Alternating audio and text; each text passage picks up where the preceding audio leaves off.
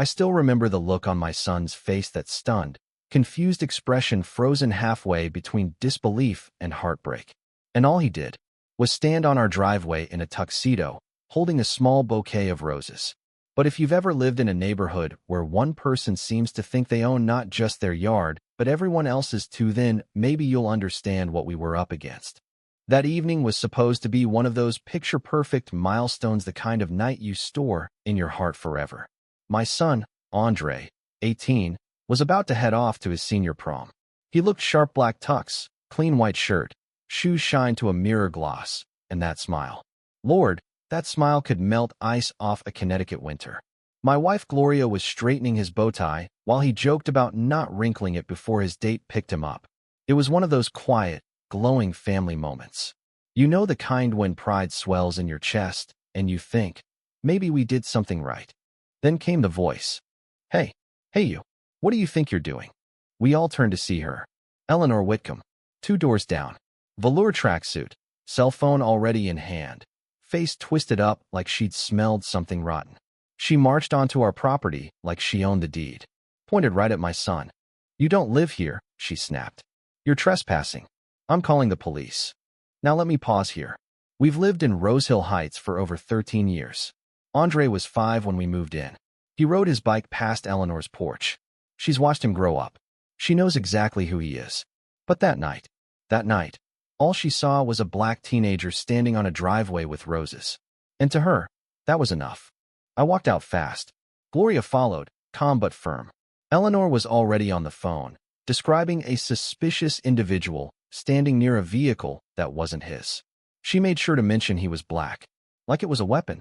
Gloria stepped between Eleanor and Andre. You're on our property. You're harassing our son. Step back. Eleanor didn't flinch. He's up to something. Don't tell me how to protect this neighborhood. I looked at my son. His eyes were glassy, fists clenched. But he said nothing. Just stood there, humiliated. 2 squad cars rolled up within 5 minutes. The officers got out, 1 white, 1 black. They looked around, confused. Andre stood still, hands visible, trying to be as non-threatening as a teenager in a tux holding flowers could be. Gloria spoke first. This is our son. This is our home. That woman is trespassing. And she just filed a false report. The black officer asked Andre for ID. Andre handed over his school badge and driver's license without a word. The officers read it. Match the address. One of them looked at Eleanor. Ma'am, he said, did you actually witness this young man commit a crime?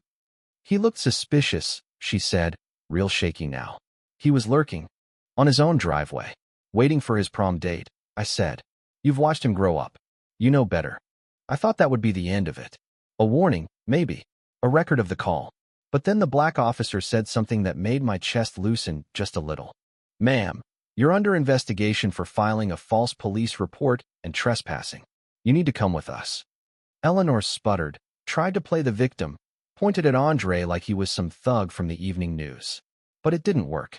They cuffed her right there on our driveway. She wailed about her rights, about being a good neighbor. But all I heard was the click of the cuffs and the low murmur of neighbors watching from their porches. Andre's limo pulled up a minute later. His friends inside were wide-eyed. He looked at me, then at Gloria. She kissed him on the cheek, fixed his lapel, and whispered, Don't let her ruin this. Go make a memory. He smiled, a tired, grateful smile. And then he was gone. We stood there in the quiet that followed. But it wasn't peaceful. It was the kind of quiet that comes after lightning strikes and you're waiting for the next one.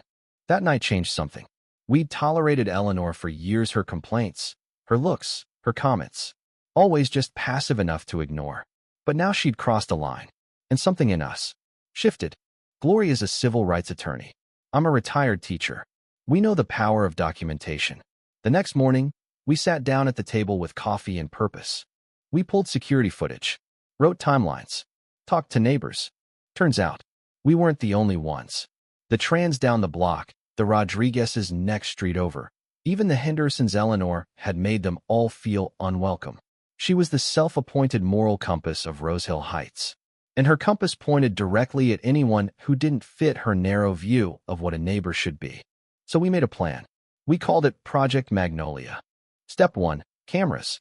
We installed a new system, legal, visible, obvious. Let her know she was being watched. Step 2. Paper trail. Every incident, every slur, every time she stared at Andre like he didn't belong, we documented it. Step 3. HOA review.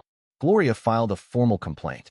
We learned Eleanor had been violating zoning laws, running a little side business from her garage without permits, using restricted fertilizers in her yard, and placing HOA citations on properties without authorization. Step 4. The garden. Eleanor was proud of her roses. She won Garden of the Month 3 years in a row. But this time, we rallied the neighborhood. Mrs. Tran's herb garden, the Rodriguez's butterfly beds, even Mr. Henderson's vegetable patch all nominated. And for once, the committee voted honestly. Eleanor lost. Then she snapped. She started filming us from her porch, just standing there for minutes with her phone pointed directly at our window. One evening, Gloria caught her sprinkling something near our mailbox. The footage showed it clearly. Some powder still being tested. That was enough. Gloria drafted a cease and desist letter, served formally. It detailed Eleanor's pattern of harassment. It warned of legal action. Eleanor responded by posting on the neighborhood forum pages of rants about how the community was changing, how certain elements were making it unsafe. She didn't name us. She didn't have to. But this time, the community didn't rally behind her. People remembered what she did on prom night. Others came forward. They'd been silent for years. But not anymore. Then came the final straw. A week later, Child Protective Services showed up at our door. An anonymous report claimed Andre was being neglected, emotionally abused. He was 18, already accepted to college. Model student. The CPS agent apologized, said she had to follow protocol. But Gloria handed her a stack of reports, videos, statements. And then she said 4 words that made my blood chill. We believe it was Eleanor. That triggered a new investigation.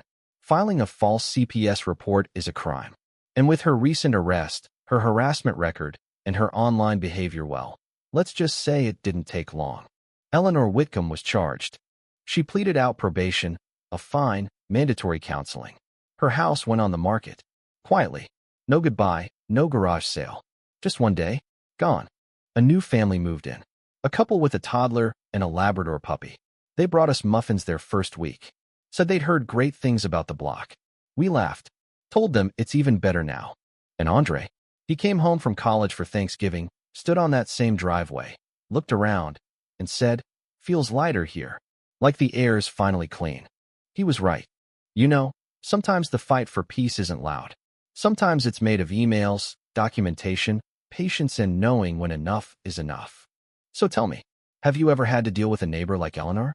Someone who wore respectability like armor, but underneath was just fear and hate? How did you respond?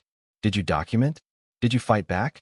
Or did you wait, like we did, until the moment came when silence wasn't an option anymore? Let me know down in the comments.